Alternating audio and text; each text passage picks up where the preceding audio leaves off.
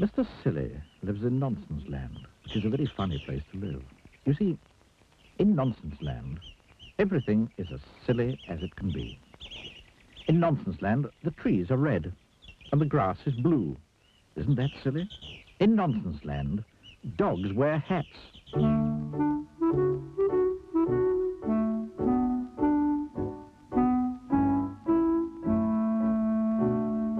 And do you know how birds fly in Nonsenseland?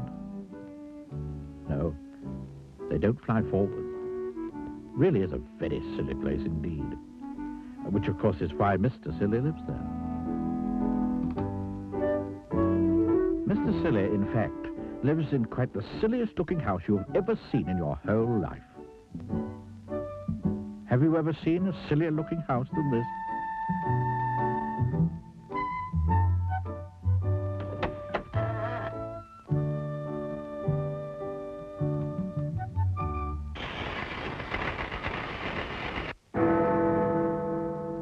Now, this particular story is all about the Nonsense Cup. You see, in Nonsenseland each year they hold a competition, and the cup is awarded to whoever has the silliest idea of the year. Mr. Silly had never won the cup, but each night, lying in his bed, he dreamed about winning it. In order to win the Nonsense Cup, Mr. Silly realized that he would have to think up something remarkably silly.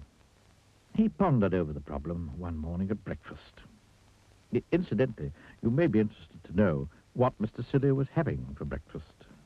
He was having a cup of coffee, into which he put a spoonful of marmalade. After that, he had a cornflake sandwich. And to finish, he had a boiled egg. But being Mr. Silly, he ate the shell as well. Now, isn't that a silly breakfast? Anyway, this particular breakfast time, Mr. Silly was thinking how to win that cup. He remembered 2 years ago when Mr. Foolish won the cup. Mr. Foolish, who was a friend of Mr. Silly's, had won the cup by inventing a car.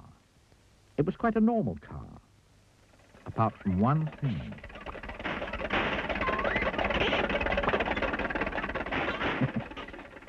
Isn't that silly?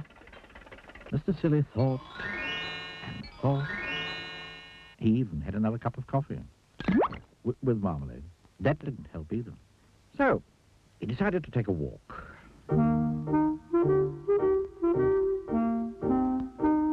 On his walk, Mr. Silly met a chicken wearing Wellington boots and carrying an umbrella. Wouldn't it be silly if you didn't wear Wellington boots and carry an umbrella, he said to the chicken. Meow, said the chicken. Because animals in Nonsenseland don't make the same noises as they do in your country. It was in the middle of Mr. Silly's walk that he had his idea. It was a beautifully silly idea. Quite the silliest idea he'd ever had. He hurried into town and bought himself a pot of paint and a paintbrush. Huge crowd assembled in the city square to see who was going to win the cup. The king of Nonsenseland mounted the specially built platform. One of the silliest ideas of the year is by Mr. Muddle, the farmer. He has managed to grow, of all things, a square apple. The crowd clapped as the square apple was held up by Mr. Muddle for everybody to see. He felt sure that he was going to win. However, said the king, and Mr. Muddle's face fell, we have had an even sillier idea entered by Mrs. Nincompoop. It was a teapot, quite the silliest teapot there had ever been. The crowd broke into thunderous applause. I, therefore, have great pleasure, announced the king, in presenting the Nonsense Cup to... Just then he looked up and stopped in astonishment. Now, in the middle of the square, there is a tree. It's always been there. And it was at this tree that the king was looking in astonishment. What, he cried, has happened to that tree? Everybody turned to look. The tree had green leaves. bright green leaves. Not red leaves, like all the trees in Nonsenseland, but green. There was a gasp from the crowd. It was me, piped up Mr. Silly. I painted all the leaves green last night when you were all asleep. A green tree, exclaimed the king. Who ever heard of a green tree? A green tree, shouted the crowd. How silly! And they started to applaud wildly.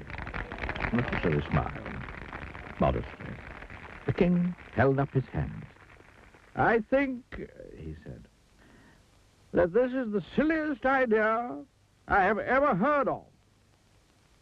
And therefore, I award the Nonsense Cup to Mr.